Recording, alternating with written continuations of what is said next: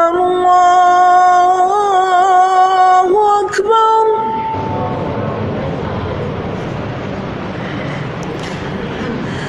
الله أكبر.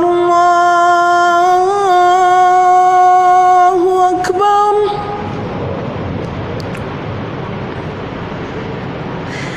أشهد أن لا إله إلا الله.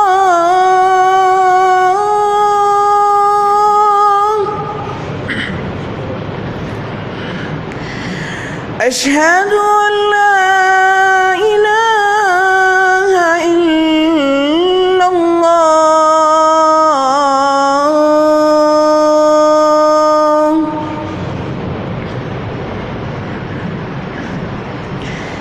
أشهد أن محمدًا رسول الله.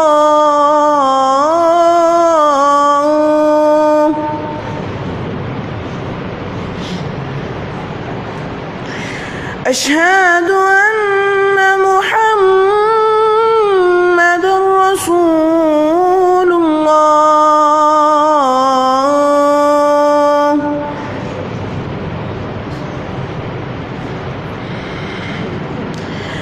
حي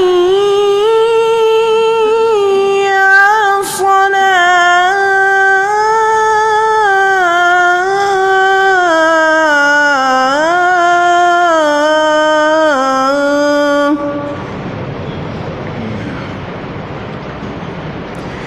حي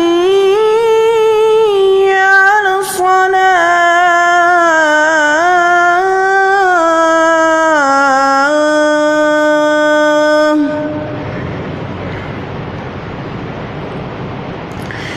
حي على الفلاح.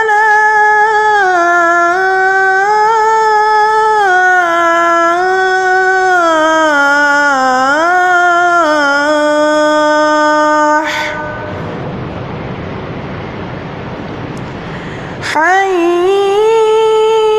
على الفلاح.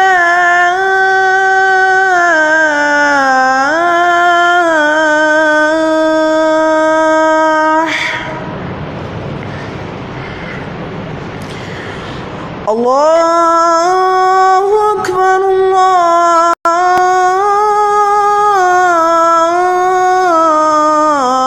الله أكبر.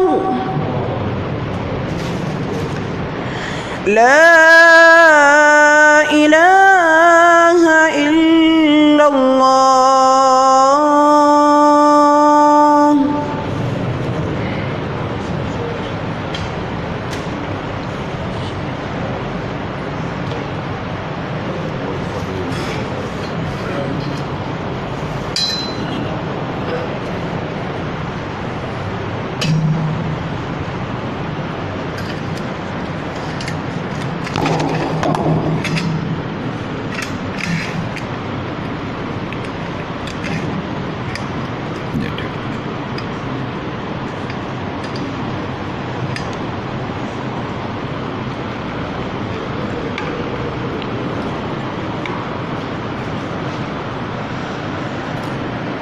إن الحمد لله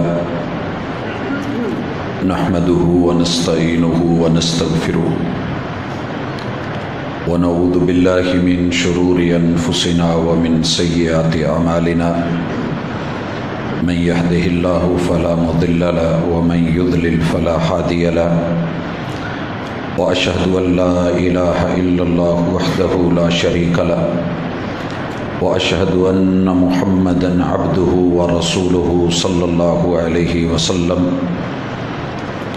أما بعد فإن خير الحديث كتاب الله وخير الهدي هدي محمد صلى الله عليه وسلم وشر الأمور محدثاتها وكل محدثة بدعة وكل بدعة ضلالة وكل ضلالة في النار. أعوذ بالله السميع العليم من الشيطان الرجيم.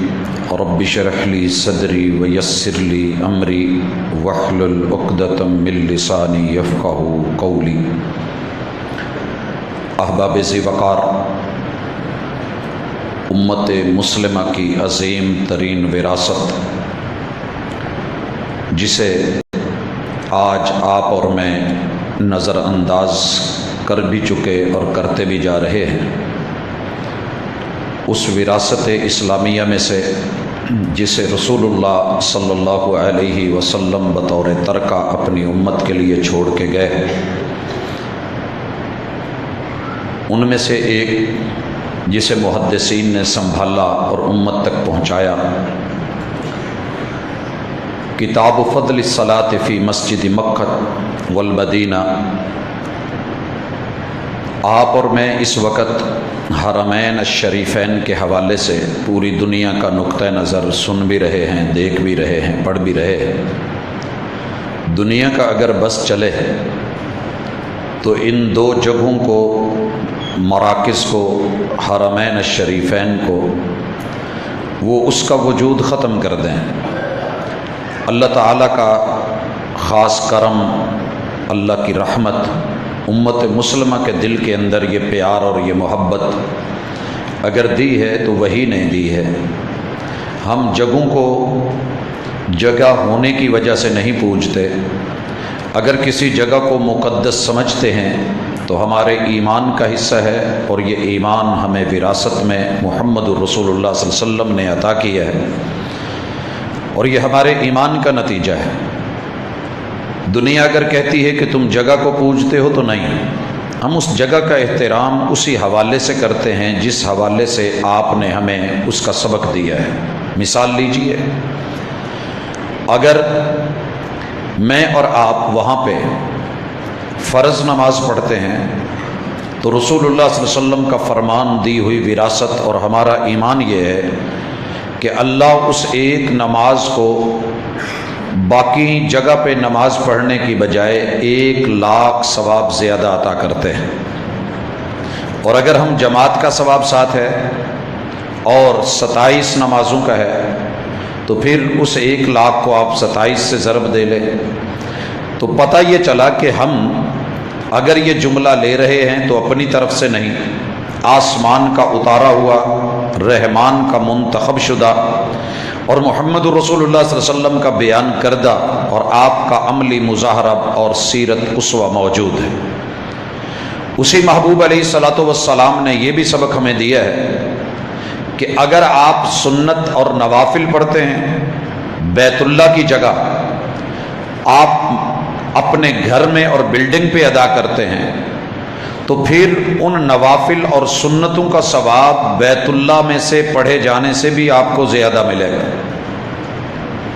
یہ سبق، یہ ایمان، یہ وراثت اور یہ یقین اور یہ اعتماد ہمیں ملا ہے تو محمد الرسول اللہ صلی اللہ علیہ وآلہ وسلم سے ملا ہے۔ اسی طرح مسجد نبوی میں جو صحیح حدیث ہے اس کے مطابق آپ نماز پڑھتے ہیں، میں پڑھتا ہوں تو ہمیں 1,000 نماز کا ثواب ملتا ہے۔ 50,000 والی روایت صحیح نہیں ہے، اور مسجد نبوی کے اندر بھی یہ رسول اللہ صلی اللہ علیہ وسلم کا فرمان عالی شان لکھا ہوا تحریر شدہ موجود ہے۔ لیکن اسی مسجد میں بالکل ساتھ میں رسول اللہ صلی اللہ علیہ وسلم کا حجرہ ہے، آپ سنتیں اور نوافل وہاں پڑھا کرتے اور ساتھ میں کہتے کہ لا تجعلوا بیوتکم قبورا، لوگوں اپنے گھروں کو قبرستان نہ بناؤ، جیسے وہاں نماز نہیں ہوتی تم اپنے گھروں کو نماز سے خالی نہیں رکھو۔ آپ سنتیں اور نوافل گھر میں جا کے پڑھتے ہیں، اور آپ ہی نے فرمایا کہ سنتوں کا، نوافل کا پڑھنا گھر کے اندر مسجد سے زیادہ افضل ہے۔ تو گھر میں اگر مدینے میں کوئی شخص سنتیں پڑھ رہا ہے، نفل پڑھ رہا ہے، تو اس کا ثواب یقیناً انشاءاللہ العزیز 1,000 نماز سے زیادہ ہوگا۔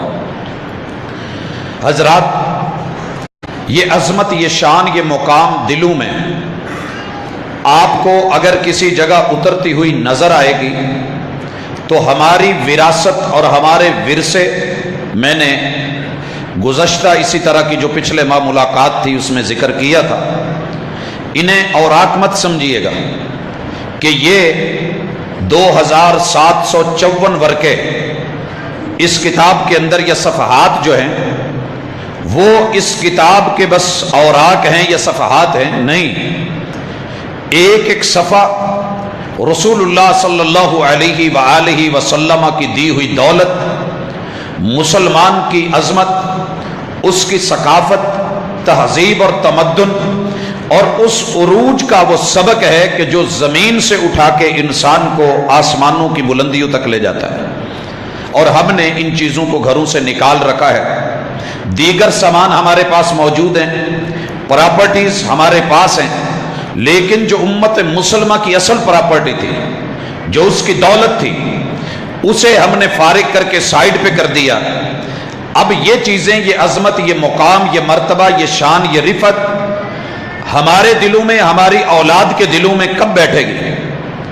جب میڈیا، جب ڈرامے اور فلمیں، جب وہاں کے دیگر پروگرامز جب بھی بیان کریں تو وہ کسی شہر کی، کسی سٹی کی، کسی یورپ کے کسی ایریے یا علاقے کی عظمت اور شان اور اس کی خوبصورتی اور حسن کو دکھائیں، اور میڈیا آری ہو گیا ہو کہ پوری لائف میں، سال بھر میں، 360 دنوں میں ایک دن بھی اس چیپٹر کو، ان فصول کو اور پھر ان ابواب کو اور اس میں موجود رسول اللہ صلی اللہ علیہ وسلم کے فرامین عالی شان کو بیان کرنے سے جب وہ گونگا ہے اور قاصر ہے، اور آپ اور میں بھی اسے ذکر نہیں کر رہے، اور یہ کتابیں اور ان کا ترجمہ بھی ہمارے گھروں میں نہیں ہے، تو پھر یاد رکھیے دل و دماغ سے اگر ہمارے بچوں کے حرمین الشریفین کی عظمت، مقام اور مرتبہ محو ہو گیا ہے، مٹ گیا ہے، تو الزام اپنی نئی نسل کو مت دیجئے گا، قصور ہمارا بھی ہے۔ ان چیزوں کو خریدنا، لے کے گھروں میں رکھنا اور روزانہ کی بنیاد پہ کچھ نہ کچھ پڑھنا، اور اپنے بچوں کو ڈوز سمجھ کے، ناشتہ سمجھ کے، دوپہر کا کھانا سمجھ کے، رات کے کھانے کو جو ہے وہ ضروری سمجھ کے، اسی ٹیبل پہ بیٹھ کے ایک آدھے صفحے کا گھر کے بڑے کا پڑھ دینا، ذکر کر دینا، یا اولاد کو اس لائن پہ لے آنا، یہ ہماری ذمہ داریوں میں سے تھا، اور امت مسلمہ اس میراث کو بھول چکی ہے۔ حضرات، میں نے دیکھا ہے والدین پراپرٹی کے کاغذات سنبھال کے رکھتے ہیں، فائلیں بناتے ہیں، نوٹس لکھتے ہیں، بچوں کو دے کے جاتے ہیں، بیوی کو سمجھا رکھا ہوتا ہے، زندگی موت کا پتہ نہیں ہے، یہ ہماری وراثت ہے۔ تو حضرات، اس حوالے سے بھی توجہ مقصود ہے، جس وجہ سے ہم نے یہ خطبے اس عنوان پہ شروع کیے۔ اس کے بعد رسول اکرم صلی اللہ علیہ وآلہ وسلم نے جو وراثت ہمیں دی ہے وہ ہے ابواب العمل فی الصلاۃ۔ آپ اور میں نماز پڑھ رہے ہیں، خشوع بھی چاہیے، خضوع بھی چاہیے، اطمینان بھی چاہیے، امن بھی چاہیے، اور پورا انہماک، توجہ، للہیت، اللہ کی طرف جو ہے انابت، پورے کی پوری جو ہے توجہ وہ اسی ذات کی طرف، نگاہ سجدے والی جگہ پہ رہے۔ لیکن اگر نماز کے اندر کوئی مجبوری ہے، کوئی ایمرجنسی ہے، کوئی پرابلم بنی ہے، کوئی مسئلہ کھڑا ہو گیا ہے، تو کیا ہم پاؤں ہلا سکتے ہیں یا نہیں؟ یہ مداری کا دائرہ نہیں ہے کہ اگر آپ نے دایاں پاؤں ہلایا تو نماز گئی، عمل گیا، برباد ہو گیا۔ نہیں لوگوں، محبوب رحمت للعالمین ہیں، نماز میں خشوع اور خضوع، سکون اور اطمینان جب تک نہیں ہوگا، خشوع اور خضوع بھی نہیں آنے والا۔ اسی لیے آپ علیہ الصلوۃ والسلام کا حکم نماز کے اندر ہے، پیٹ میں گڑبڑ ہوئی ہے اور تکلیف ہو رہی ہے، وٹ جو ہیں وہ پڑھ رہے ہیں، یا اس کے اندر کوئی کھلبلی مچی ہے، کیا نماز جاری رکھے؟ نہیں، جائے، قضائے حاجت سے ہو کے آئے، سلام پھیر دے، اور اپنے آپ کو بالکل فریش کر کے، پرسکون کر کے آ کے نماز میں ملے۔ رسول اللہ صلی اللہ علیہ وسلم کا سچا فرمان، ایسی بڑی وراثت ہے، ساری دنیا کے علماء مل کے، ڈاکٹرز مل کے، اطباء مل کے، حکماء مل کے آپ کو وہ سکون نہیں دے سکتے تھے جو محمد الرسول صلی اللہ علیہ وسلم کے فرمان نے دیا۔ من یدافعہ الاخبثان، جس بندے کو پیشاب یا پخانہ تنگ کر رہے ہوں، مجبور کر رہے ہوں، کیا کرے؟ پہلے اپنے آپ کو ایزی کر کے آئے اور پھر آ کے نماز میں ملے، اور اس کا یہ عمل اس کے خلاف نہیں لکھا جائے گا۔ آپ نماز میں ہیں، سانپ اور بچھو نظر آ گیا ہے، خشوع کا تقاضا ہے کہ میں جمع رہوں، ڈٹا رہوں، لیکن رحمت للعالمین نے کائنات کے سب سے بڑے خشوع اور خضوع کو پیش کرنے والی ہستی نے یہ کہہ دیا کہ آپ اگر اسودان کو، سانپ کو یا بچھو کو دیکھتے ہیں تو اپنی نماز چھوڑ دیں، پہلے ان کو وہاں سے ماریں یا نکالیں اور ان کے وجود کو وہاں سے سائیڈ پہ کر کے اپنی اس جگہ کو اور لوکیشن کو پرامن پرسکون بنائیں، کیونکہ نماز خشوع کا نام ہے۔ اگر نماز میں یہی شک رہا، معلوم نہیں مجھے ادھر سے آ کے ڈس لے ادھر سے ڈس لے۔ آپ علیہ الصلاۃ والسلام نماز میں تھے کہ بچھو نے ڈنگ مارا، آپ علیہ الصلاۃ والسلام کو یہ ڈنگنا اور ڈسنا یہ ایک رحمت کا تقاضا تھا۔ میرا رب چاہتا آسمان سے فرشتے بھیج کے اس چیز کو رکوا دیتا، لیکن یہ کروانا امت کے لیے رحمت کا ایک باعث بننا تھا۔ آپ نے اصول اور قاعدہ دیا۔ اسی طریقے سے نماز میں آپ موجود ہیں اور دیوار کے سامنے آپ کا جو ہے وہ سترہ بنا ہوا ہے، بھیڑ کا ایک بچہ آ رہا ہے، آپ علیہ الصلوۃ والسلام نے کوشش کی وہ پیچھے سے گزرے۔ منع کیا گیا ہے کہ مومن جب نماز پڑھ رہا ہو اس نے جو آگے سترہ رکھا ہے، اوٹ رکھی ہے، اور اوٹ کے بغیر نماز پڑھنی منع ہے، وہ جو اوٹ رکھی ہے اس کے بیچ میں سے کوئی نہیں گزرے۔ اگر کوئی گزر رہا ہے فَضْرِبُوهُ فَإِنَّهُ شیطان، پہلے اسے روکو، اگر نہیں رک رہا تو اس کو مارو، یہ شیطان ہے۔ اور بھیڑ کا بچہ گزر رہا ہے، آپ علیہ الصلوۃ والسلام نے نماز کے اندر چل کے خود کو دیوار سے لگا لیا اور اسے پیچھے سے گزرنے دیا، سامنے سے نہیں گزرنے دیا۔ میرے محبوب کا یہ عمل، نماز میں یہ حرکت، دونوں پاؤں کا جو ہے وہ تحرک اور اس میں آگے بڑھ جانا، کیا اس سے نماز خراب ہو گئی؟ نہیں، ہر وہ کام جائز ہے جو رسول اللہ صلی اللہ علیہ وسلم کی سنت کے مطابق نماز میں بہتری لا سکتا ہے۔ دو لوگ نماز پڑھ رہے ہیں، جماعت کروا رہے ہیں، پیچھے سے اور لوگ آگے ہیں، امام آگے ہو سکتا ہے اگر جگہ آگے ہے، اور مقتدی تو کھینچ کے پیچھے کیا جا سکتا ہے اگر پیچھے جگہ میسر ہے۔ کیا نماز ٹوٹ جائے گی؟ نہیں۔ اور اگر کوئی غلط جگہ پہ کھڑا ہے، سیدنا عمر رضی اللہ تعالیٰ عنہ نے ایک شخص کو مسجد نبوی میں جو سترے اور اوٹ کے بغیر نماز پڑھ رہا ہے، یہاں سے پکڑا اور گریبان سے پکڑ کر کے لا کے مسجد کے ستون کے ساتھ کھڑا کر دیا، تو کیا اس بندے کی نماز ضائع ہو گئی؟ نہیں، نماز کی بہتری کے لیے کوئی بھی عمل، کوئی بھی حرکت جائز ہے، اور اسے اتھارٹی ملی ہے محمد الرسول اللہ صلی اللہ علیہ وسلم سے۔ اور ذہن میں رہے، نماز ہے ہی حرکت کا نام، یا وہ زبان کی حرکت ہے یا وہ اعضاء کی حرکت ہے، تو ہر وہ حرکت جو سنت کے مطابق ہے وہ مطلوب بھی ہے، وہ مقصود بھی ہے، وہ رحمت بھی ہے، اللہ کی نعمت بھی ہے، اور انسان کے لیے آسانی اور نرمی کا اس میں گوشہ بھی ہے۔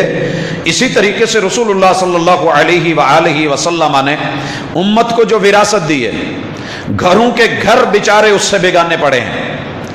نماز اتنا عظیم فریضہ ہے، اتنا عظیم کہ اس کا ایک ایک پل اللہ کی طرف دھیان کے ساتھ مانگا گیا ہے، لیکن انسان ہے بشری تقاضوں کے تحت بھول گیا ہے۔ رکعتیں 3 پڑھنی تھی، 2 پڑھ کے سلام پھیر دیا ہے، 3 پڑھنی تھی 4 پڑھ لی ہیں، 4 پڑھنی تھی 2 پڑھ کے چلا گیا ہے، تو کیا ہے، نئے سرے سے آ کے نماز شروع کرے یا کیا کرے؟ شور غوغا اٹھنے لگے، مقتدی بولنے لگے، امام صاحب سوچیں کہاں ہیں، یا مقتدی بھول گیا ہے تو کیا کرے؟ نبی رحمت صلی اللہ علیہ وسلم نے ایسا عظیم کام دیا، اللہ اکبر۔ آپ نے 2 رکعتیں پڑھی، صحیح البخاری، نماز ظہر ہے، 2 رکعتیں پڑھی ہیں، با جماعت پڑھی ہیں۔ نماز پڑھانے کے بعد آپ اپنے گھر چلے گئے، اللہ اکبر۔ صحابہ چیمگوئی میں ہیں کہ آج نماز ظہر کم ہو گئی ہے یا آپ بھول گئے ہیں؟ دونوں رائے سامنے آئیں کہ آپ جو کام کرتے ہیں من جانب اللہ کرتے ہیں، کوئی نیا حکم آیا ہوگا۔ تو صحابہ نے کہا اگر نیا حکم ہے تو آپ ہمیں بتاتے تو صحیح۔ کہا شاید بتانے کا حکم نہ ہوگا یا اجازت نہ ہوگی، یا اتنا عمل کافی ہے۔ اور کچھ نے کہا کہ نہیں، نماز 4 رکعت ہی ہے، اگر 2 ہوتی تو آپ بتاتے، آپ بھول گئے ہیں، بشر ہیں، انسان ہیں، بھول ہو جاتی ہے۔ اللہ اکبر۔ ایک گروپ بنا، ان میں ذوالیدین ایک صحابی ہیں، ان کے ہاتھ عام لوگوں کی نسبت کافی بڑے تھے اور ذوالیدین کے نام سے مشہور تھے۔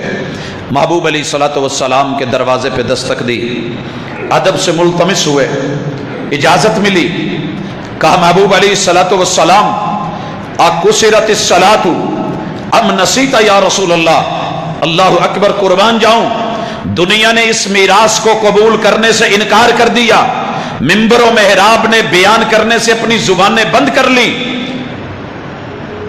محبوب آج نماز ظہر کم ہو گئی ہے یا آپ بھول گئے ہیں؟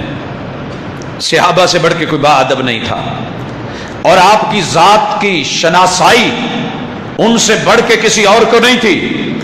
اکسرت الصلاۃ ام نسیت یا رسول اللہ، اللہ کے رسول صلی اللہ علیہ وسلم نماز کم ہو گئی ہے یا آپ بھول گئے ہیں؟ جواب سنیے، اس جواب کو بیان کریں گے۔ جواب آپ نے کہا نہ تو نماز کم ہوئی ہے نہ ہی میں بھولا ہوں، نہ تو نماز کم ہوئی ہے نہ ہی میں بھولا ہوں۔ صحابہ کہنے لگے محبوب ادب سے ملتمس ہوئے، دونوں میں سے ایک کام تو ہو گیا ہے، یا نماز کم ہو گئی ہے یا آپ بھول گئے ہیں، 4 کی جگہ 2 رکعتیں پڑھی ہیں۔ آپ نے تصدیق فرمائی، واقعی۔ صحابہ نے کہا جی اللہ کے رسول صلی اللہ علیہ وسلم آپ نے 2 رکعتیں پڑھی ہیں۔ محبوب علیہ الصلوۃ والسلام نے صحابہ کو چلایا، آئے مصلی پہ کھڑے ہوئے، 2 رکعت نماز مزید پڑھی، اور سلام پھیرنے سے پہلے محبوب علیہ الصلوۃ والسلام نے 2 سجدہ سہو، یہ سجدہ سہو نہیں ہے، سجدہ سہو بھول جانے کے سجدے۔ اللہ تعالیٰ نے امت کو یہ بہت بڑا انعام وراثت میں دیا ہے کہ تم میری ملاقات میں بھی اگر کچھ بھول جاؤ، کمی بیشی ہو جائے، تو جب یاد آئے لوٹ آؤ۔ اگر تشہد میں بیٹھے ہوئے یاد آ جائے، نماز میں اضافہ ہوا ہے، سلام پھیر کے 2 سجدے کر کے پھر سے سلام پھیر دینا، اور اگر کمی ہوئی ہے تو نماز میں سلام پھیرنے سے پہلے 2 سجدے کر کے پھر سلام پھیرنا۔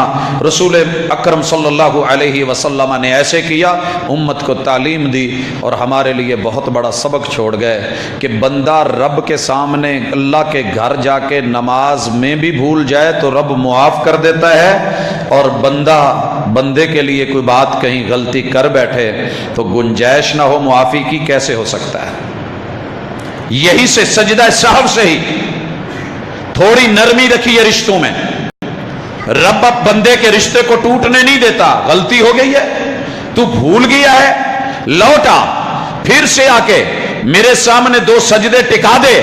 نماز میں کمی ہوئی ہے تو پوری کر دوں گا، اضافہ ہوا ہے تو یہ 2 سجدے شیطان کی ذلت کے لیے کافی ہیں کہ وہ جس سے آپ کو بھلا کے ذہن کو مشغول کر کے لے کے گیا تھا کہ یہ سجدہ رب کے سامنے نہ کر پائے، میں نے وہ نماز بھی پوری کروا لی ہے اور اس سے وہ سجدے بھی اضافی کروا لیے ہیں۔ تیرے ذلیل ہونے کے لیے اتنا ہی کافی ہے کہ جس سجدے سے تو انکاری ہوا ہے، میرا بندہ اسی سجدے میں پڑھ کے مجھ سے اپنے گناہ اور غلطی کی معافی مانگ رہا ہے۔ حضرات، یہ میراث اپنے گھروں میں بانٹیے اور اپنے بچوں کو تعلیم میں تربیت میں دیجئے، اور اس کے لیے اپنے کچھ بچے اولاد مختص کیجئے، انہیں دین کے اداروں میں بھیج کے اس وراثت کی معلومات۔ ہم تو اپنے بچوں کو پہاڑوں میں، ویرانوں میں، جنگلوں میں، صحراؤں میں بھیجتے ہیں، جی ریسرچ پہ ہے، اس وقت وہ ایک پروسیجر پہ ہے، وہ ایک بہت بڑا جو ہے پیکج لے کے، منصوبہ لے کے، مشروع لے کے، اور 3 سال وہ جنگلوں میں رہے گا، اسے تو برداشت کر لیتے ہیں، لیکن محبوب علیہ الصلوۃ والسلام کی شریعت، آسمان کی تشریع، اللہ کی محبت، مالک کی رحمت اور یہ عطا، اس سے ہم محروم رہیں اور اپنے بچے اس سے شناسہ نہ کروائیں۔ بیٹیوں تلک کو بھیج دیں، محرم کی بھی ضرورت نہیں، جناب آپ بات نہیں کریں، کچھ پانے کے لیے بہت کچھ کھونا بھی پڑ جاتا ہے۔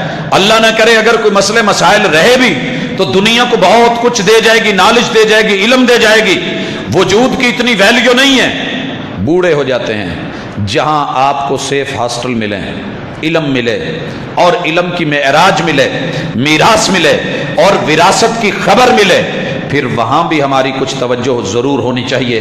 اسی طرح رسول اللہ صلی اللہ علیہ وسلم نے امت کو جو میراث دی ہے اس میں کتاب الجنائز، اللہ اکبر، مولا کا اپنا فیصلہ ہوتا ہے، بہت ٹائم پہ چلنے کے باوجود بھی بہرحال لیٹ ہوا، بارش کی شدت اگر تھوڑا تیز چلتا ہوں تو لوگوں پہ مٹی اور گارا اور پانی پڑتا ہے. تو بہرحال اللہ کا فیصلہ. میں نے سوچا تھا آج کافی ساری باتیں میراث اسلامی کے حوالے سے ہوں گی. اپنے ضمیروں کو جھنجھوڑیں گے اور خبر لیں گے کہ ہم کہاں ہیں, غفلت نے ہمیں کہاں بھیج دیا ہے, ہمارا تھا کیا اور ہم لے کے کیا بیٹھے ہیں. اللہ اکبر. سونے چاندی کے پیچھے مر گئے, اور جو آخرت کے لیے, دنیا کے لیے انسان کی عظمت کی دلیل ہے, اس سے ہماری سب کی آنکھیں بند ہیں صرف اس لیے کہ وہ مٹیریل عربی میں ہے اور عربی مشکل ہے, لہٰذا مجبوری ہے میں کسی کے پیچھے چل کے جو اس نے کہا ہے وہی کر لوں. ارے چلنا تھا تو محمد رسول اللہ صلی اللہ علیہ وسلم کو چن لیتے. میرے محبوب میں کمی کس چیز کی تھی, اور ان کی کوئی خطا تھی, یا ان کے اندر کوئی آپ کو نقص نظر آیا تھا کہ دنیا عربی کو مشکل سمجھ کے پھر اسی عربی میں پھنسی, اور جا کے اصول بھی پڑھے, قواعد بھی پڑھے, ضوابط بھی پڑھے, بہت کچھ پڑھا, پھر بھی عربی ہی میں ہی جا کے پڑھا. اگر وہی پڑھنا تھا تو رب کی دی ہوئی ماں بولی 70 گنا زیادہ مہربان اللہ کی کتاب اور رسول اللہ صلی اللہ علیہ وسلم کی تشریح اور آپ کی جناب لیتے تو اسے لیتے کتاب الجنائز. حضرات ناراض نہ ہونا, میں اسی دنیا میں رہتا ہوں, آپ بھی رہتے ہیں. میں نے دنیا کو جنازے پڑھتے ہوئے دیکھا ہے. یقین کیجئے اس وقت آنسو اس بات پہ نہیں نکلتے کہ یہ شخص فوت ہو گیا ہے, ہر آنے والے نے جانا ہے, لیکن افسوس اس بات کا ہوتا ہے, آنسو اس بات پہ آتے ہیں کہ اللہ کے محبوب علیہ الصلوۃ والسلام نے جانے والے مسافر کو, اس آخری راہی کو, میرے والد بزرگوار کو, میری امی جان کو, میرے بھائی دوست بیٹے یا بیوی کو, میری اولاد میری اصل یا نسل کو جاتے ہوئے بھی قوم وہ نہیں دے سکی جو ان کا حق بنتا تھا, جو ساری زندگی میرے لیے کماتا رہا, میرے لیے محنتیں کرتا رہا, بیابانوں میں رہا, جنگلوں صحراؤں میں رہا. آج چارپائی پہ جنازے کے لیے آیا ہے تو اس کو دینے کے لیے میرے پاس میراث اسلامی سے چند لفظ بھی نہیں ہے. اور جو پڑھانے والے ان کی حالت کیا ہے, قسمیں اٹھا کے سودا بیچنا حرام ہے, لیکن حقیقت ہے جنازہ ہوتا ہے. 5 بیٹے ایک مسلک پہ ہیں اور ایک بیٹا ایک اور مسلک پہ ہے, اس کے ملنے والے بھی آئے جنازے میں, پہلی صف میں کھڑے ہیں, داڑیاں پوری ہیں. صورتحال کو دیکھ کے, شلواروں کو دیکھ کے مولانا بولے کہ بھائی رسول اللہ صلی اللہ علیہ وسلم نے جنازہ اونچی بھی پڑھا ہے, آہستہ بھی پڑھا ہے, اور ہم آہستہ پڑھتے ہیں. انہی کا ایک مقتدی بولا, مولانا صاحب 40 سال تو ہمیں ہو گئے آپ کے پیچھے جنازہ پڑھتے, آپ نے ہمیشہ آہستہ ہی پایا ہے, اور آج پہلی دفعہ بتایا ہے کہ اونچی پڑھنا بھی سنت ہے, تو آج اونچی پڑھنے والی سنت کیوں نہ ہو جائے, جنازہ اونچا پڑھا دیں اگر آپ واقعی ایسے ہی ہے. اللہ اکبر. مولانا کی ایک دفعہ جسم ہلا, پھر جو پیچھے کھڑے تھے ساتھی ان کو کہنے لگے آئیں آپ پڑھا دیں. کہا مولانا ہم جنازہ پڑھنے آئے ہیں, پڑھانے نہیں آئے. آپ علاقے کے امام ہیں, امام کا حق ہے, یہ آپ کے مقتدی تھے تو آپ ہی کا زیادہ حق ہے, ہم تو بڑے دور سے مسافر لوگ ہیں. کہنے لگے نہیں آپ پڑھائیں. کہنے لگے مولانا یہ نہیں ہوگا, آپ نہیں پڑھانا, ہم پڑھنے کے لیے آئے ہیں, مصلی آپ کا ہے, جگہ آپ کی ہے, مقتدی آپ کا ہے, لوگ آپ کے ہیں. ہاتھ پکڑ کے تھوڑا سائیڈ پہ لے گئے, کہنے لگے یار پڑھا دے, میں کہہ کے پھنس گیا ہوں, آہستہ تو گزارا ہو جاتا تھا, مجھے اصل میں وہ دعائیں آتی نہیں ہیں جو پڑھی جاتی ہیں, وہ دعائیں آتی نہیں. حضرات خاموشیاں بہت کچھ اپنے اندر چھپا لیتی ہیں, اور اس چپ نے شرم و حیا اللہ اور اس کے رسول کی وراثت سے, مولا پاک کی دی ہوئی اس میراث سے ہماری شرم ہے. اللہ اکبر, اللہ اکبر. یہ حال صرف مولانا کا نہیں, پوری قوم کا ہے, پوری قوم کا ہے. پچھلے سال جب میں جنازے پہ لیکچر دے رہا تھا اور ہمارے خطبے چل رہے تھے, میں گاہے بگاہے مختلف شعبہ زندگی سے تعلق رکھنے والے پڑھے لکھے لوگوں سے مختلف طریقوں سے میں نے انٹرویوز کیے. جو سروے ہوا 100 آدمیوں کو میں چنتا ہوں, اللہ اکبر, ان میں سے 100 کے 100 لوگوں کو جنازے کی دعائیں یاد نہیں تھیں, اور ان کے کتنے کتنے عزیز قبرستانوں میں جا چکے تھے. کسی کا باپ فوت ہو چکا, کسی کی ماں فوت ہو چکی, کسی کا بھیا مر چکا, کسی کی اولاد رخصت ہو چکی, کیسے روانہ کی ہوگی؟ آئیے نبی رحمت نے کتاب الجنائز، ائمہ محدثین نے، کوئی حدیث کی کتاب ایسی نہیں کہ جس نے کتاب الجنائز کا چیپٹر باندھ کے اندر ابواب دے کے محمد الرسول اللہ صلی اللہ علیہ وسلم نے میت کو جو ہے وہ نہلایا کیسے ہے، نہلانے کا سبق کیسے دیا ہے، نہلانے سے کفنانے تلک، کفنانے سے اٹھانے تلک، اٹھا کے چلنے تلک، چلنے سے جنازگاہ پہنچنے تلک، جنازگاہ میں اس میت کو رکھنے تلک، امام نے کہاں کھڑا ہونا ہے وہاں تلک، اور مرد ہے تو کہاں کھڑا ہو، عورت ہے تو کہاں کھڑا ہو، پھر دعائیں کیا ہیں، اور اخلاص کیسا تھا کہ پیچھے کھڑا صحابی بول اٹھا کاش آج تو زندہ نہ ہوتا، تیری چارپائی ہوتی، تیری میت ہوتی، آقا کے یہ جملے ہوتے اور تیرے لیے سیدھی بخشش اور اللہ کی جنت ہوتی۔ حضرات میرے محبوب نے اونچی پڑھا تھا تو صحابی نے سنا تھا، اونچی بلند آواز سے اخلاص سے پڑھا تھا تو زندہ آدمی تڑپ اٹھا تھا، کاش آج یہ لفظ تیرے لیے ہوتے، خوش نصیب ہے وہ میت کہ جس کے لیے یہ لفظ محبوب نے بولے ہیں۔ لوگوں، یہ ہوتی ہے تڑپ جن کو قدر تھی، جن کو لحاظ تھا۔ آپ کے اور میرے گھر میں شاید یہ چیز بھی نہیں، پیارے رسول صلی اللہ علیہ وسلم کی پیاری دعائیں بھی نہیں، حسن المسلم بھی نہیں، اور مناجات کے لیے، مانگنے کے لیے اپنے جانے والے اس میت کو آخری جو رسول اللہ صلی اللہ علیہ وسلم نے 100 کے لگ بھگ تحفے دیے ہیں، ہمیں تو دینے کے لیے ایک شاپ پر پھولوں کا کافی ہے، اس میں پتیاں پڑی ہیں اور وہ ایزی ہے، وہاں سے 150 میں مل جاتا ہے، اس کو لے کے آتے ہوئے قبر میں اوپر پھینک دیا، نام بنا لیا۔ لوگوں نہیں، وہ دیجئے جو محبوب نے دیا ہے۔ ترکت فیکم امرین لن تضلوا ما تمسکتم بہما کتاب اللہ و سنت رسولہ صلی اللہ علیہ وسلم۔ لوگوں، یہ کتاب اللہ چھوڑ کے جا رہا ہوں، یہ اپنی سنت اور حدیث چھوڑ کے جا رہا ہوں۔ کہاں ہے وہ آج؟ جنازوں میں نظر آتی ہے، من مرضی کے جنازے ہیں، آپ نے فاتحہ پڑھی ہے، ہم نے وہاں سے چھوڑ دی ہے اور جا کے پھوڑی پہ رکھ دی ہے، محبوب نے تعزیر کے وقت کلمہ پڑھایا میت کو، ہم نے لیٹ کر دیا ہے، وہاں سورہ یاسین دے دی، اور جب چارپائی اٹھائی تو کلمہ شہادت بولنے لگے۔ محبوب کو کچھ تو ویلیو دیجئے، کچھ تو عزت دیجئے۔ ان کی حیا میں یہ کتابیں موجود، کوئی ایک آدھی کتاب خرید کے اپنے گھر کا حسن بنائیے۔ حضرات میرے محبوب نے ایک اور جو ہے امت کو دیا، وہ گفٹ کتاب الزکاة۔ اللہ اکبر، اللہ انسان کو جو بھی پیسہ دیتا ہے زہریلا ہوتا ہے، پیسے سے بڑا زہر کسی چیز میں نہیں۔ پہلی امتوں کی بربادی اور آج ہماری بربادی، آج کی بارش کی مثال لے لیں۔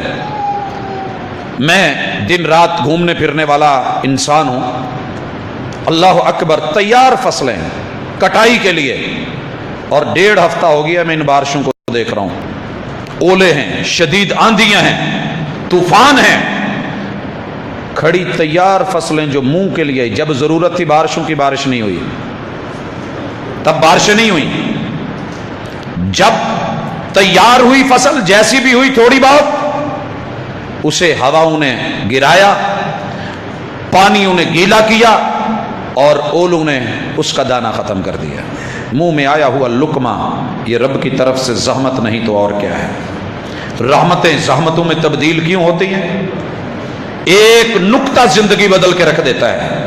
دعا ہم لکھتے رہے، دغا وہ پڑھتے رہے، ایک ہی نقطے نے محرم سے مجرم بنا دیا ہم کو، مجرم بن کے ہم کھڑے ہیں، رب کی رحمت زحمتوں میں تبدیل ہو رہی ہے۔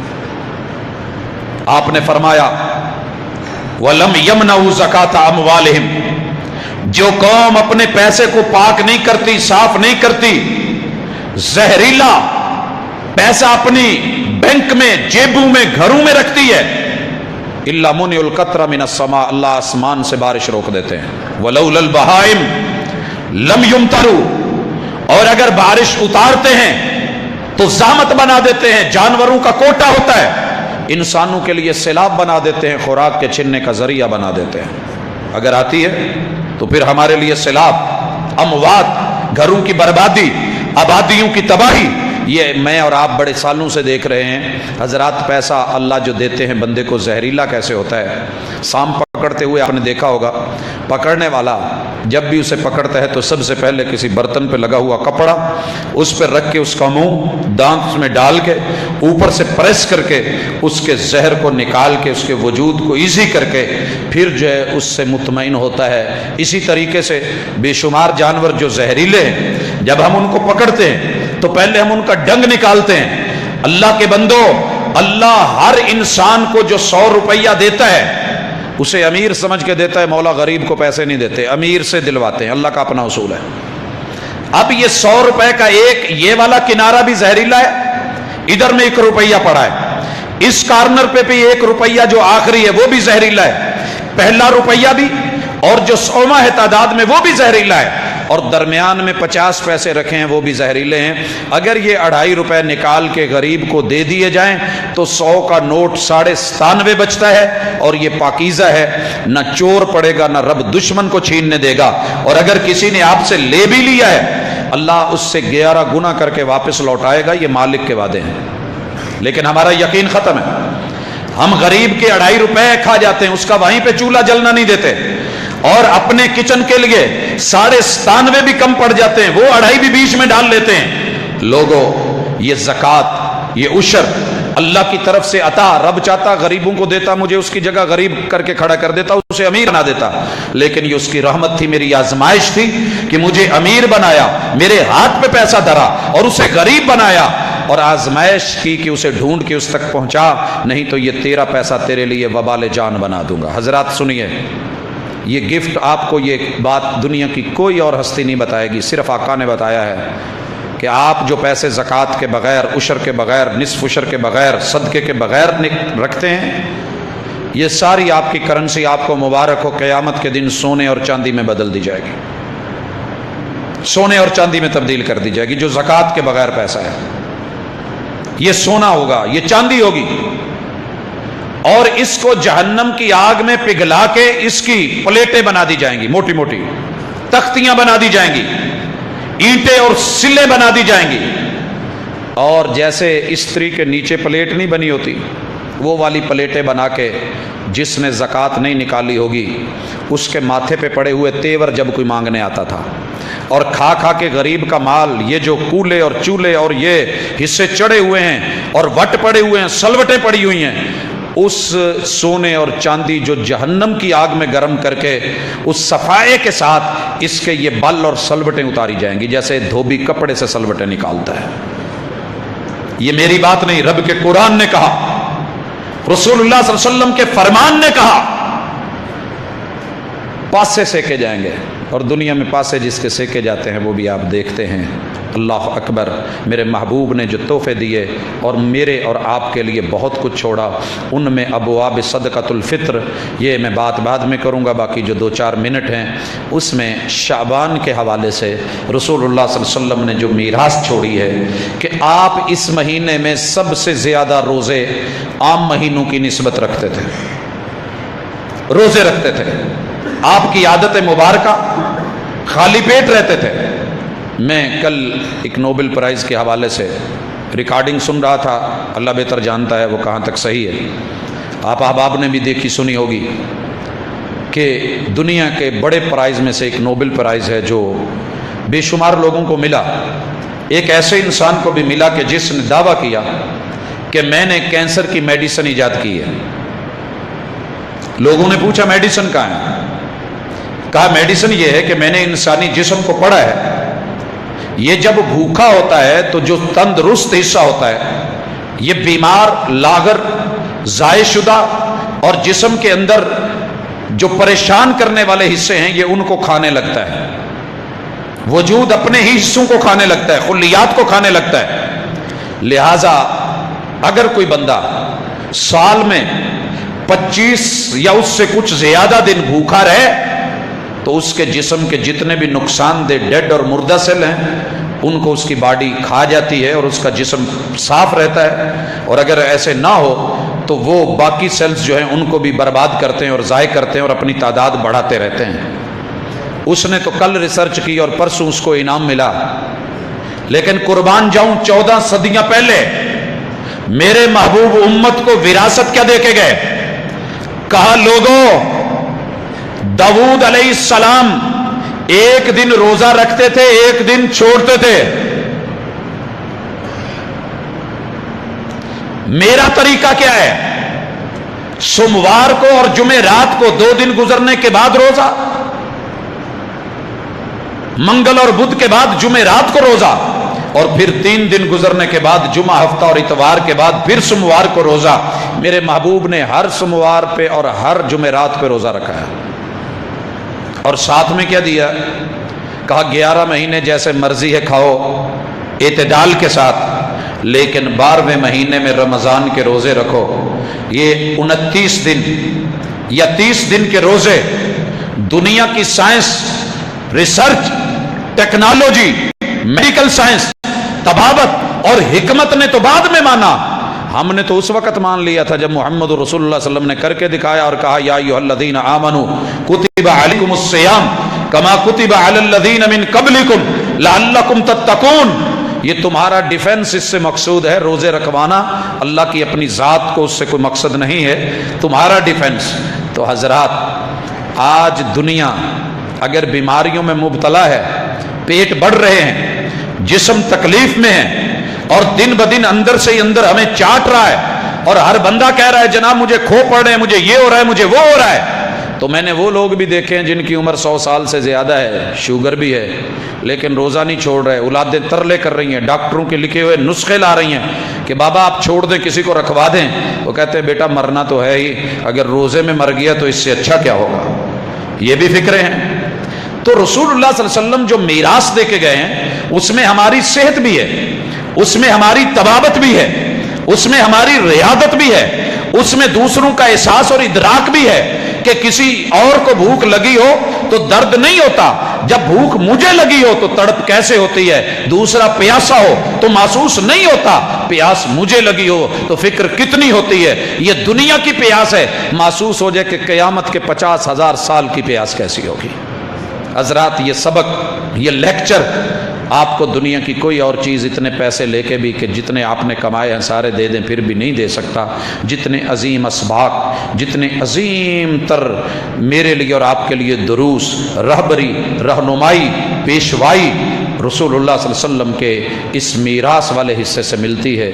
मैं बहरहाल दावत दूंगा, आप अहबाब को बारहा कहता रहता हूँ, मेरा अंदाज नहीं वगरना कभी तो दिल चाहता है कि अपने कुछ दोस्तों को कहूँ। पिछली बार यहाँ बाहर किताबों के स्टॉल लगे हुए थे जो भाई शायद बेचते थे कि फ़लाँ किताब जो है बंदा 1 महीने में लेकर के आए, और जब ये लेक्चर हो उसके बाद लोग अपनी हिम्मत के मुताबिक जो अल्लाह ने ताकत और तौफीक दी है, सही नुस्खे हों, तर्जमे मौजूद हों, उनको लें और अपने घरों की जीनत बनाएं, अपने रिश्तेदारों से तारुफ करवाएं।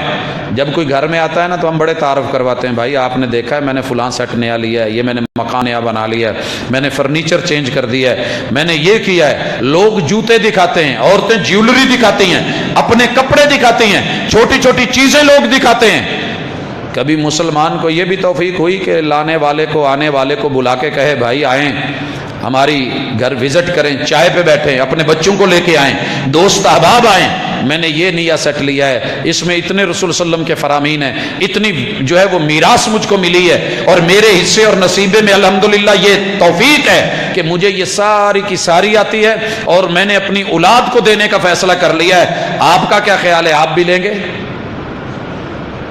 ये चीजें होती हैं। हम शादी ब्याहों पे मैं देखता हूँ कपड़े जा रहे हैं, पैसे जा रहे हैं, मिठाई के डिब्बे जा रहे हैं। काश रसूलुल्लाह सल्लल्लाहु अलैहि वसल्लम की ये मीरास दी होती, जिंदगी भर के लिए घर जब तक वो कायम और दायम रहता, ये विरासत मौजूद रहती, नस्लों तक के लिए काम देती।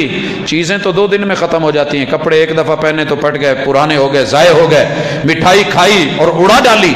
हजरात, ये चीजें भी अपनी तवज्जो का मरकज बनाएं और इस तरफ भी आएं।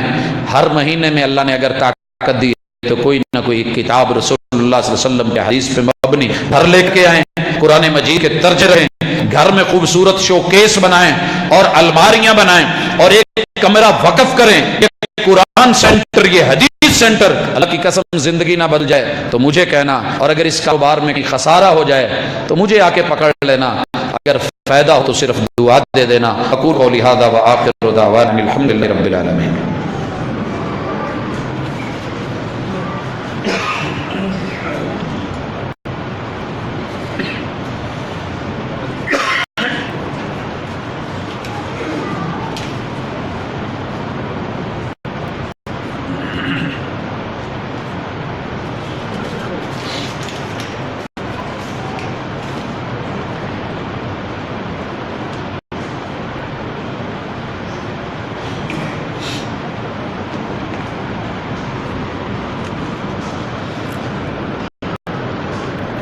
حبیب جام ہیں، میرے سے رابطہ کریں ذرا۔ حبیب صاحب اندر آئے۔ ان الحمد للہ نحمده ونستعینه ونستغفره ونعوذ باللہ من شرور انفسنا ومن سیئات اعمالنا من يهده الله فلا مضل له ومن يضلل فلا هادي له واشهد ان لا اله الا الله وحده لا شريك له واشهد ان محمدا عبده ورسوله۔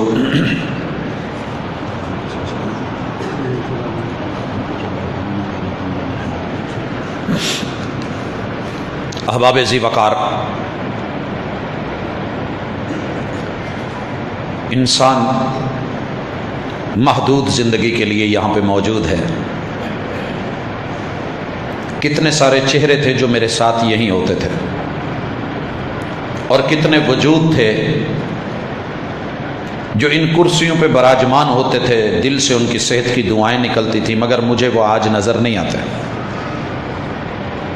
سامنے بیٹھے ہوئے نوجوان دیکھتا تھا، وہ بھی نہیں ہیں، کئی بچے دیکھتا تھا، وہ موجود نہیں ہیں۔ جب زندگی محدود ہے تو پھر انتظار کس چیز کا؟ لمبی امید کا کہ میں ابھی بہت جیوں گا؟ نہیں، میں اعلان کرنے جا رہا ہوں اور اسی سے ایک سبق نکال رہا ہوں۔ محمد کاشف کے بھائی محمد آصف رضائے الہی سے وفات پا چکے ہیں۔ ہم ان کی مغفرت کی دعا کرتے ہیں۔ لواحقین کے لیے صبر۔ حضرات، جانا سب کو ہے، لیکن مزہ اس بات میں ہے۔ پچھلے جمعے آپ لوگوں نے امیر شہر مولانا طیب معاذ صاحب رحمہ اللہ تعالی ان کے جنازے کی خبر سنی تھی۔ جمعے کے بعد جنازہ ہوا تھا۔ میں نے کوئی آنکھ ایسی نہیں دیکھی جو اشک بار نہ ہو، جو تعریف نہ کر رہی ہو۔ انسان جہاں رہتا ہے لڑائیاں جھگڑے بھی ہوتے ہیں، اونچ نیچ بھی ہوتی ہے، لیکن کامیاب ہے وہ شخص کہ جو اپنی زندگی کو اس لائن پہ لگا گیا۔ دنیا تو رب نے دینی ہے کہ جس کی عقبہ بھی سنورے۔ اور حضرات، عقبہ کے سنورنے کی ایک بہت بڑی نشانی جو میں سمجھتا ہوں، شہر کے وہ ہستی بھی موجود تھی جنہوں نے پاکستان میں سب سے زیادہ ریکارڈ جنازے پڑھائے ہیں،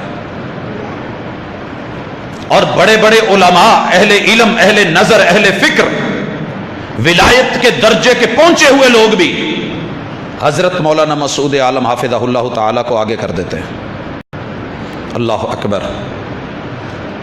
گھر سے ماں کا پیغام گیا، بیٹا تمہارے بابا نے تمہیں کسی وجہ سے پڑھایا تھا، آج ان کی زندگی کی آخری خواہش کو امر کر دیجئے گا، جنازہ کوئی بیٹا پڑھایا۔ سارے ہی بیٹے عالم۔ بڑے بیٹے نے آگے ہو کے سینکڑوں شیوخ الحدیث کی موجودگی میں، اساتذہ، علماء، مفسرین، محدثین اور فقہاء کی موجودگی میں، خطباء کی موجودگی میں جنازہ پڑھایا۔ میں سمجھتا ہوں زندگی میں اس سے بڑا شرف کوئی نہیں ہے۔ کیا آپ نے اور میں نے اپنی اولادوں میں سے کچھ ایسا تیار کیا؟ یہ تبھی ممکن ہے جب آپ رسول اللہ صلی اللہ علیہ وسلم کی وراثت کو اہم سمجھیں گے اور قبر میں اپنے لیے کچھ لے جانے کی فکر رکھتے ہوں گے، وگرنہ گزر جائے گی۔ فوت ہونے والے ہو رہے ہیں، قبرستان آباد ہو رہے ہیں، آبادیاں کم ہو رہی ہیں۔ حضرات، اس اعلان میں ہم لواحقین کے لیے بھی دعا کرتے ہیں، اللہ ان کو صبر جمیل عطا فرما، اور جتنے اس دنیا سے رخصت ہوئے ہیں ان کے لیے بھی آسانیاں فرما۔ ایک اور بھی دعا ہے کہ بھائی نے لکھا ہے کہ میرے چاچو فالج کے اٹیک کے ساتھ ہاسپٹل میں ہیں، جو کافی سیریس ہیں۔ ہماری دعا ہے کہ اللہ انہیں ایسی صحت عطا فرما، ایسی تندرستی عطا فرما کہ وہ اپنے قدموں پہ چل کے اپنے وجود کے ساتھ اپنے گھر میں آئیں، گھر والوں کے لیے ٹھنڈک بنے۔ اللہ ان کی زندگی صحت والی کر دے، تندرستی عطا فرما دے۔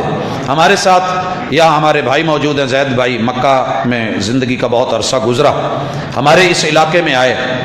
بیٹے کی کافی پریشانی انہوں نے لی، بازو پہ پہلے اٹیک تھا، ہمارے ساتھ گزشتہ جمعوں میں بیٹا ساتھ تھا، مگر اب وہ اٹیک جو ہے وہ سینے پہ آیا، اور 3-4 دن کراچی بھی رہ کے آئے۔ دل سے آپ احباب کے لیے آنسوؤں کے ساتھ میں انہیں اس وقت دیکھ رہا ہوں، ملتمس ہیں کہ دعا کر دیجئے کہ اللہ تعالیٰ ان کے بیٹے کو، تمام اہل خانہ کو، ان کو صحت بھی عطا فرمائے، سکون بھی عطا فرمائے، اور کامل صحت میرا مولا دے۔ اذهب الباس رب الناس واشف انت شافی لا شفاء الا شفاء اللہ یغادر سقما۔ آج 20 اپریل بروز جمعہ بعد نماز مغرب ڈھڈی والا جلوی مارکیٹ جامع مسجد جمال اہل حدیث میں درس قرآن ہے، آپ احباب اسے بھی نوٹ کر لیں۔ جی جی آئے گی جی انشاءاللہ، آ رہی ہے۔ حضرات یہ سوال و جواب ہے، میں اسے ذرا نماز کے بعد دیکھوں گا، بلکہ مختصر ہی ہے۔ نماز میں سر پہ کپڑا رکھ کے پڑھنے کا حکم ہے یا ننگے سر؟ بھائیو رسول اللہ صلی اللہ علیہ وسلم کا حکم ہے صلو کما رأیتمونی اصلی، مجھے نماز جیسے پڑھتے دیکھا ہے نماز ویسے پڑھیے۔ میرے محبوب نے اکثر اوقات نماز سر پہ کپڑا رکھ کے، پگڑی باندھ کے، ٹوپی رکھ کے پھر پڑھی ہے، اور آپ نے اسے کبھی کبھار ننگا بھی رکھ کے پڑھا ہے۔ ننگا سر کر کے پڑھنا جواز ہے، اور سر پہ کپڑا رکھ کے میرے محبوب کی اکثر سنت ہے۔ جو بغیر کپڑے کے پڑھ رہے ہیں وہ اسے اپنی عادت نہ بنائیں، اور جو بغیر کپڑے کے یہ کہہ رہے ہیں کہ ہو نہیں ہے، وہ اپنے ذرا فتوے میں نظر ثانی کریں۔ اور اکثر مسجدوں میں نے دیکھا ہے کہ ٹوپیاں گندی میلی کچیلی رکھی ہوتی ہیں۔